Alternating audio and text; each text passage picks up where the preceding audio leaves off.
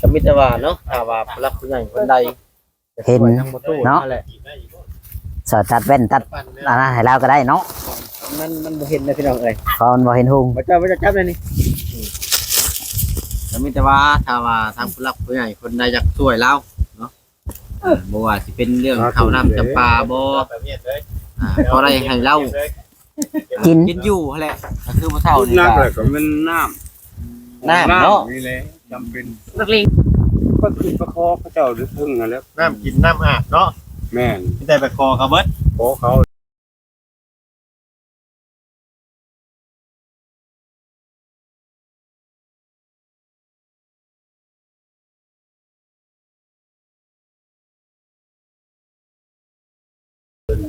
สวัสดีและสบายดีพ่อแม่พี่น้องFCเนาะวันนี้บ่จอยก็มาหาทางพ่อตู้ยังในสื่อเสียงเรียงน้ำกันสื่อในไหนบ่จอยยังบ่จักพี่น้องเนาะ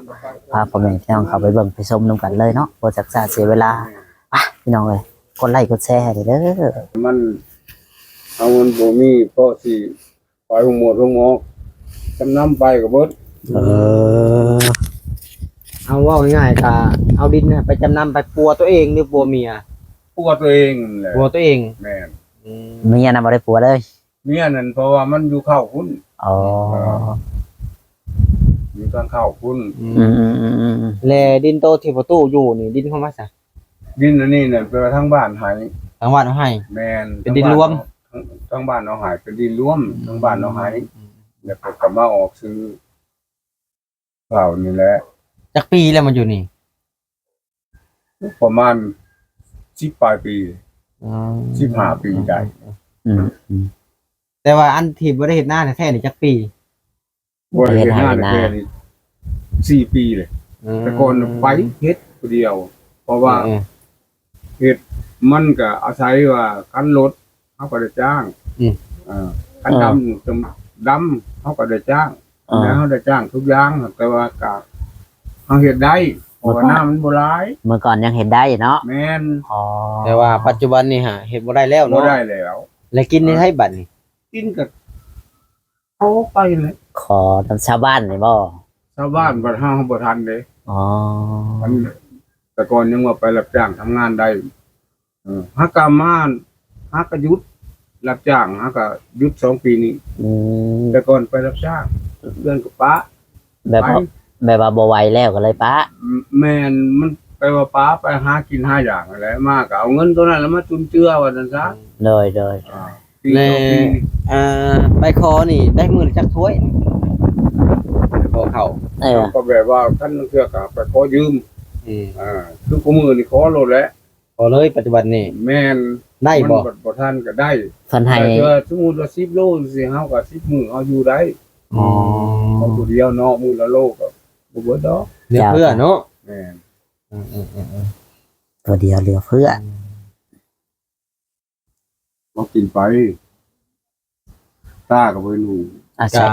เคยบ่ซะอดข้าว เคยบ่ประตูแบบว่าเตาผู้เดียวเจ้าหั่นนะ ก็เคยอยู่หั่นแหละแบบว่ามันเฮาบ่ถูกบ่ทันเด้เฮาจำเป็นเอาแบบว่าเฮาไปบ่ได้คันเฮาไปได้เนี่ยก็ไปขอบ้านขอเมืองก็ได้อยู่ดอกพระเจ้าก็ให้ อืมบ่ทันก็อดอยู่เนาะ แม่น บางเทื่อ บางเทื่อมันก็จำเป็นก็อดแหละ อืม ซ้ำๆไปได้ อืม ว่ามันไปบ่ได้นี่ คือป่วยเป็นอย่างนี้นะไข้อย่าง แม่ นี้ น แหละ เฮาไข้เฮายังบัดนี้เฮาสิไปโอ้เมื่อยเนี่ยในนั้นน่ะก็อด อืม อยู่ไป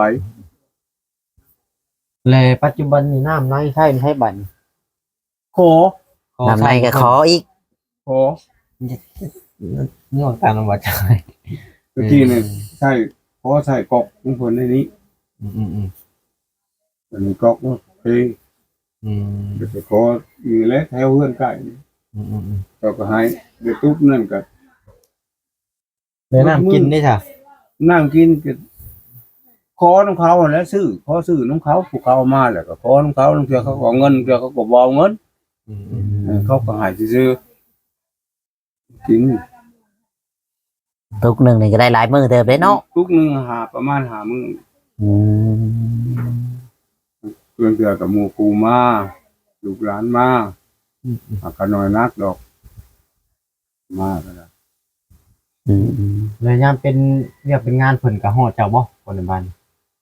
ก็ แบบว่าอันงานดองบ่หรือว่างานเรียนต่างๆหั่นนะ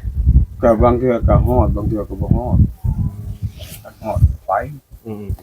อันเขาเจ้าบ่ฮอดบ่ไปเจ้า งานดองคนไปดอกการงานการทริปการเป็นบ่การลมการตายกันได้ยินข่าวก็พอไปได้เฮามีเวลาแน่ก็ไปนำหมู่ อืม ที่ว่าเป็นเงินบุญบ่เป็นงานดองงานหยังบ่ค่อยจะไปดอกเขาจะบ่ค่อยพบเขาเจ้าบ่ค่อยฮอดดอก ประเภทเรียกบ้านการเมืองนี่ก็ได้เชียร์นะเพิ่นบ่ แม่บ่ บ่ได้เชียร์บ่ บ่ได้เสีย เพิ่นอนุโลมให้บ่ในหมู่บ้าน แม่นทั้งไหนเพิ่นน่ะจูนหน่วยทั้งพ่อบ้านเพิ่นก็เขาก็บ่นะเขาเจ้าก็แบบว่าเขาเจ้านโยบายแหละ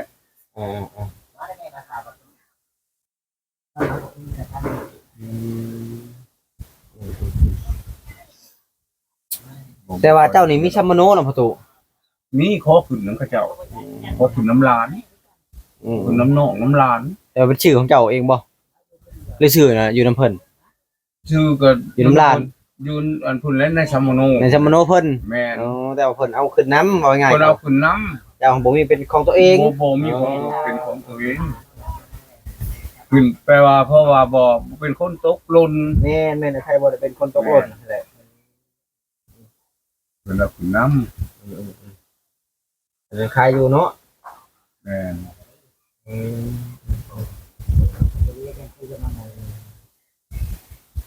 ปัจจุบันนี่ก็เลยอยู่คนเดียว อยู่คนเดียวนี่แหละ แล้วปัจจุบันนี่มีอยู่บ่ข้าวน้ำจะป่าตอนนี้นะ มีอยู่ ข้าวสิไปคอบ่หรือข้าวเอามาไทย พอเลย ในใช้สะบอนหนึ่งข้าวหนึ่งน้ำเจ้า เด้ อยู่นอกบ่ เด้ดูนี่แหละ นี่ผม แต่ยามฝนได้ซะ ก็ยามพ้นก็ดังอยู่พี่แหละจังหวะ ก็นี่ แม่นจังว่าไปหาหญ้าพอได้หญ้ามามุงบดยามพ้นนี่แล้ว คือว่าหญ้ากับไปเกี่ยวใช่น่ะคือยังได้หลายแท้น่ะ ไปเกี่ยวน้ำไหลอ้อยนี่กับมือละอันสองอันอันนี้แล้ว ไปลายมืออาศัยลายมือโฮมกันเท่านั้นแหละ ให้พร้อมกัน แม่น จักมือได้มือตะไคร้ไปเท่านั้นน่ะ ลังเทื่อก็ มือจักลูกน่ะ ได้สองอันอันนั้นเลย 2 ลูก สองลูกลังมือได้มันบ่แดดบ่ยางแน่มันขึ้นมันยางแน่ก็สามลูกปานนั้นแล้วยางมาแล้วก็มาแล้ว ลูกหนึงน่ะได้จักไผประตูบัดนี้ ลูกหนึงกับขั้นใหญ่กับไผ่ปลายขั้นน้อยกับไผ่หนึง เท่านั้นแหละ แล้วตัวใหญ่ตัวน้อย แล้วแต่เนาะ แม่น แต่ว่าไปเกี่ยวแต่ละมือนี่ต้องได้ทุกมือเนาะ ได้ทุกมื้อ ไปเกี่ยวของเขาบ่แบบ ไป ว่า เกี่ยวตามไรอ้อยเขาเจ้าอะไรเขาเจ้าก็บ่ได้อันนั้นทำนะ เกี่ยวเลยเนาะ เกี่ยวเลย เกี่ยวเป็นยังดีเลยเนาะมันเป็นเนาะ เดี๋ยวมันแปลนเด้ ไอ้ตัวบ่เกี่ยวได้ ได้ก็แบ่งมาเนาะ แม่นใส่ใต้รถอันนั้นแหละ ถ้าเราทีมนี้ แม่นคันสวยมาในนี่ก็ใส่บ่ได้ได้รถนี่ก็ได้จุบุมันบ่เห็นหุงเด้ เป็นยังเข้าเลยเห็นหง คันมันบ่แดดปานใดน่ะเฮาก็พอไปได้ แดดอ่อน ก็ง่ายๆกะเจ้าแพทย์แซงเนาะ จังว่านี่แหละ ถ้าตัดแว่นตาใส่เห็นหงบ่เนาะ แม่น เจ้า เห็น เจ้าบ่ได้ใส่แว่นบ่ตอนนี้นะ บ่ เวลาไปหันไปนี่ก็บ่ได้ใส่ บ่ได้ใส่คันใส่แว่นธรรมดาซ้ำหมู่ใส่ได้ซ้ำเขาเจ้าใส่นี่เอามาใส่มันก็บ่เห็นหุงก็คือเก่า มันต้องวัด มี ใช้ แว่นเท่านึงอันหมู่หันขอลองใส่เบิ่งโอ้ยเจ๊งคักนั่นน่ะก็ถามบอกว่าล้านฝ่ายโอ้ยว่าบอกพอโลคนกินซึกว่าสิเก็บอยู่ ก็ง่ายๆกับมันต้องวัดสายตานั่นแหละเพราะว่า แม่นเขาเจ้าวัดสายตา มี เขา เครื่อ เจ้าง วัด ตัด นี่ ตัดใส่โหลด แต่ว่า บ่มีเงินนี่บ่มีปัญญานี่ มันบ่มีปัญญาหานั่นเลยเนาะ แม่น เราบ่มีปัญญาหา ไปเนาะ บ่ไปได้ไป อืม นี่แหละเนาะพี่น้องคนเฒ่าอยู่ผู้เดียวหาเช้ากินค่ หาเช้ากินค่ 76 ปีแล้วเนาะจ้ะเนาะ ำแม่ จะซื้อในนั้นนะขอโทษลืมถาม ซาบุญเพียง ซาบุญเพียงอ๋อตู้ซาบุญเพียง อันชื่อดินแหละซาซื้อดิน ตู้ซาอ๋อ แต่ก่อนกับพ่อเสียวองค์ขาดแต่ยังหันยังแห้งก็เฮ็ดเบียกอยู่ในก็เฮ็ดเบียกอยู่ในสวรรค์นี่แหละ เฮ็ดเวียกยังประตู ก็อยู่ในการค้าลาว เฮ็ดเกี่ยวกับยังน่ะ เที่ยวแกก็ว่าเครื่องภายในประเทศเข้ามาประเทศลาวเฮาเนี่ยก็แม่นผ่านหัน เจ้าเป็นคนกวด คอยเป็นกรรมกร จะเป็นคนกรรมกร แม่นทุกอย่างมันต้องผ่านกรรมกร เอาไงจะเป็นคนกวดท้องเนาะ แม่น กดเครื่องกดของ ก็บ่คิดว่ามันสิเป็นแนวนี้นี่แหละอนาคต อันนี้บ่เจ้าพายานะ แม่น ลงมาพายให้เบิ่งได้บ่ประตู เอ๊ะ พายให้เบิ่งได้บ่ ได้ เดี๋ยวให้ประตูแล้วพายาให้เบิ่งก่อนนะพี่น้อง อืม ชีวิตของเราแต่ละมื้อ ขาเราก็หักเลยทีนั้นนะ เจ้าย่างบ่ได้นะประตู แม่นขาหักเบื้อง เราใช้เล็กเลยดามเล็ก เบิ่งย่างให้เบิ่งดูซะชีวิตของประตูตาแต่ละมื้อนะพี่น้องเนาะ ชีวิตของตู้ซา ว่าอะไรท่านเทียน เพิ่นสิมาพาญานี่พี่น้อง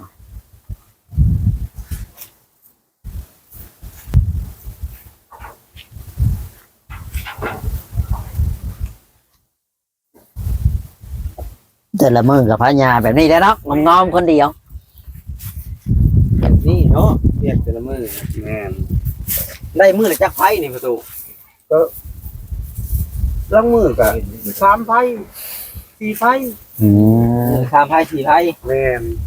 มวยแล้วครับพอ มัน เนาะ มันเจ็บหลายมันหาผับหลายมันเจ็บเลย เดี๋ยวบ่เข้าบ่ แล้วก็ได้หยุดเลย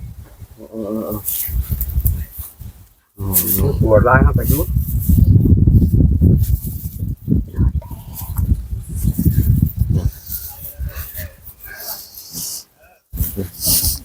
ปวดหลายแล้วก็หยุดเนาะ แม่น แต่ว่ามีแต่ไผอันไผเอาเองบ่หรือไผขายเนี่ยนี่นะ ไผเอาเองเอามาใส่นี่แหละมาใส่เฮือนนี่แหละ ถ้าสมมุติขายนี่ไผละจักพันนี่นะ คันแม่นว่าคือหญ้าเพิ่นเขาขายนั่น10,000 ค่ายไม่ได้ของเรานะ เออ ใส่ละ10,000 แม่น ค่ายไม่ได้สอบไพ่เขาคือไพ่บุปินไพ่บุปินครับ ชุดฮักกะโตเลย ให้ทางน้องดำแต่ไผเนี่ยให้เบิ่งอยู่บ่ ไพ่บุปิน เนาะ ไพ่บุปินเท่าไพ่อยู่ให้เบิ่ง เบิ่งรถประดุงเราไผงามมาดีเนาะโอ้ละเอียดคักดี เห็นไหมล่ะบอกเกี่ยวบอกมาดิ ใส่ตอกได้ ใส่ต่อ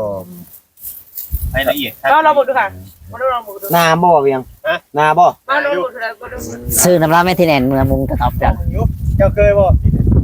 ข่อยบ่เป็น มาลองดูครับลองดูคือบุปิน ให้น้องดำลองดูประตู ข้างไพ่บุปิน นี่ เบิ่งก่อนเบิ่งก่อน กะเก้าแถวบ้านดงกระพุ่งดงจะพังนี่ แม่นดอกพุ่ง10,000ไผหนึง อ๋อ ไผเนี่ยลายได้ มันห่างบ่ แม่ อัน น นั้น มันรวม เอาง่ายๆก็เอาเข้าเลยเอาตอกมันลงลุมเนาะเบิ่ง เพิ่น จั เอา ง มา เป็ แต่ น ใช้อันนั้น เอาตอกปักขึ้นปักลง ต้อง เบิ่งเอานี่ เอาจับ เริ่ม มือเบื้องเนี้ยก็จับไว้ แล้วเอาตอกลงพื้น เอาลง เกี่ยวขึ้นมา มานี้ แล้วดึงแล้วก็เอาตัวไม้ใช้บัดนี้หักก่อน แล้ว โอ้ ก็ มัน จิ้ ก็ ม ง่ายๆอยู่ ไพ่บุปิน เป็น เอาลองเบิ่ง แล้วก็เอาตัวนี้มาอีกคือเก่าหั่นแหละมืกอดไว้ อืม วนไปวนมาเจ้าพายเป็นโมจ้ะ วนไปวนมาอยู่นี่แหละ เคยไพ่อะไรตะกี้นี่ได้จำมาได้ เอา น้อง ดู น้องเบิ่งน้องเบิ่งต้องเฮียนไว้ได้เป็น จังหน่อยเป็นพอตู้จังหน่อยเนาะลูกหลานให้ทานให้ได้ เฮ็ดบ่ได้เลยเนาะ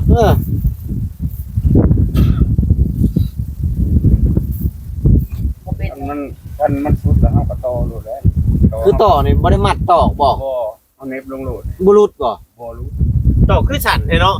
เราเห็นบางกระเจ้าเขาไพ่เขา แม่น สิเนาะ อันนั้นยาวผู้ยาวเฮาก็จับเส้นนี้ไว้ โอ้ จับเส้น เช่นตัวใหม่นี้ ให้มันทับไว้ แม่นแล้วเฮาก็เกี่ยวไว้เกี่ยวว่านี่เฮาก็ป้าตัวนี้เฮาก็ดึงตัวนี้ เฮาบีบไว้ มันก็แน่นไปเลยดูแล มีอยู่นะไม่อยากกินกับพุ่นเอ้ย กินกันได้จังกินบ่เห็นแต่ว่าสิชื่อกระปุ่นน้ำหัน บ่มีไผมันบ่มีมันคล้ายในบ้านนี่ เอาตีจะได้เอาขากินเลย3คนน่ากินแหงไปเลยผมกินเราเนี่ยโอเช่ เนาะทางว่าแท้ กิน2คน ทางว่าบ่แท้แท้เนาะ เป็นได้ยอมมาแทบ จ่อยพุ่น ไล่ไปเลย แล้ว กิน ตุ้ยเด้อ เจ้าหันบ่ชื่อกัน โอ้ยน้องดำเอ้ย อยากกินที่แน่นหวานเลยโอ้ หมวกค่ะ น้องดำอย่าปากไอ้สะพาดเพิ่นอยู่นี่ ดูไปถ่ายอยู่ภูถ่ายรถ เดี๋ยว ใช่ไหม มันคือลงมาทันเลยมาก่อนนั่นกล้องไว้ไปเลยบ้าน คนนี้โอเค ลงมาทัน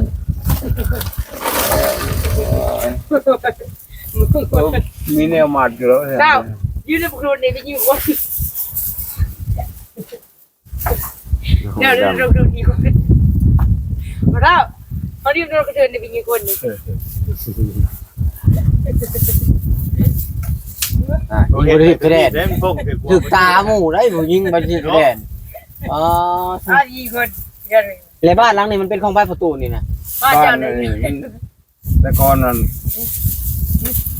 เราเสียแล้วผู้เจ้าเรานะ เดี๋ยวบ่มีคนอยู่บ่บัดนี้ บ่มีผู้อยู่ลูกตายแล้วก็เขาจับ เออ เอาทุกอย่างที่ขวางหน้าคือว่าแล้ว ยายิงมืออาชีพ มันอยู่บ่ได้แล้วมันก็ ยิงกับยาเพิ่ม เด้ถือหัวเพิ่นได้ แต่ว่าคือว่าคล้ายๆว่าคนฮะกระเช้าอยู่นี่ก็จะเกิดเต็ม ที่ปลายนะมันปลายมาก็ได้ อ๋อว่าอยู่เสื้อผ้ายังเต็มอยู่เห็นนั่นน่ะ เฮ็ดแล้วไร เฮ็ด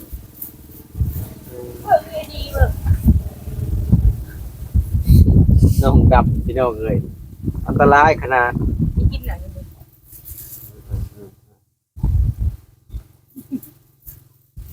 มาตั้งแต่อีนี่มันก็เกิดมาอยู่ เอาตู้มาไหน แม่ เจ้าชื่อเลยเขายิงแบบ แล้วก็พ่อยกันนะมันก็กับผ้ากับพ่อย อันนี้เห็นไหม ได้โอ้ย ไม่ใช่ว่ายิงกับ พ่อใหญ่พ่อเฒ่ามันแหละมาเรียก นี่ได้ แม่น ตั้งแน่เพิ่นเว้านะอย่าดื้อ นี่แหละพี่น้องเอ้ยชีวิตของพ่อตู้เราแต่ละมื้อหาใส่